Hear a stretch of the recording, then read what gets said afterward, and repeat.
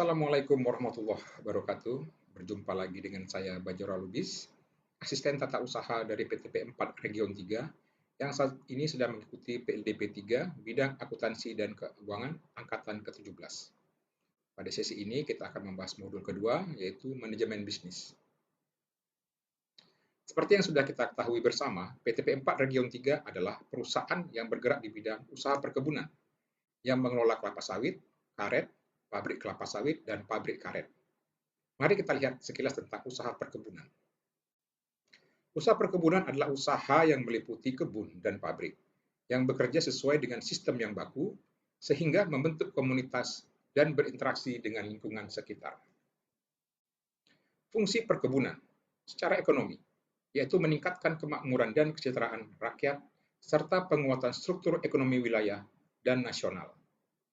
Fungsi ekologi, yaitu sebagai fungsi kelestarian lingkungan. Yang ketiga adalah sosial budaya, yaitu sebagai perekat dan pemersatu bangsa. Pokok-pokok permasalahan pada perkebunan, yang pertama itu produktivitas dan kualitas produk pada on-farm masih rendah. Yang kedua, sentra produksi on-farm tersebar di segala daerah. Yang ketiga, persaingan bahan baku yang relatif kurang sehat. Keempat, industri pengolahan off-farm belum berkembang. Yang kelima, pajak dan berbagai pungutan atau ekonomi yang biaya yang terlalu tinggi. Yang keenam, kualitas dan komitmen SDM pekebun relatif masih rendah. Dan yang ketujuh, tekanan isu-isu global, isu lingkungan, isu keamanan pangan, dan lain sebagainya. Perusahaan yang baik harus memiliki sistem perencanaan dan pengendalian manajemen, atau yang disingkat SPPM. SPPM adalah suatu sistem terintegrasi antara perencanaan, proses, strategi, penganggaran, pencatatan akuntansi, pertanggungjawaban dalam menjalankan organisasi agar perusahaan dapat mencapai tujuan secara efektif dan efisien. Fungsinya SPPM sebagai alat untuk membantu manajemen dalam mengarahkan organisasi untuk mencapai tujuan. Fungsi manajemen itu yang pertama sebagai planning, perencana, yang selama ini tertuang dalam RKAP. Kemudian fungsi yang kedua, organisasi, pembagian kerja. Yang ketiga, actuating, penggerakan orang. Dan yang terakhir, controlling atau pengendalian yang dapat kita temui di LM dan PB. Elemen-elemen pengendalian manajemen yang pertama itu ada lingkungan pengendalian, yaitu perangkat proses dan struktur yang menjadi dasar dalam pelaksanaan pengendalian internal dalam organisasi. Yang kedua, penaksiran risiko, yaitu identifikasi dan menganalisa terhadap risiko yang relevan untuk mencapai tujuan. Yang ketiga, aktivitas pengendalian, yaitu kebijakan dan prosedur yang membantu menjamin bahwa arah manajemen dilaksanakan. Yang keempat ada informasi dan komunikasi, dan yang kelima ada monitoring. Aspek perencanaan perusahaan itu bermanfaat membantu para manajer untuk berorientasi ke masa depan, mampu melihat masalah-masalah dan peluang-peluang yang mungkin timbul dan yang akan dihadapi di masa mendatang.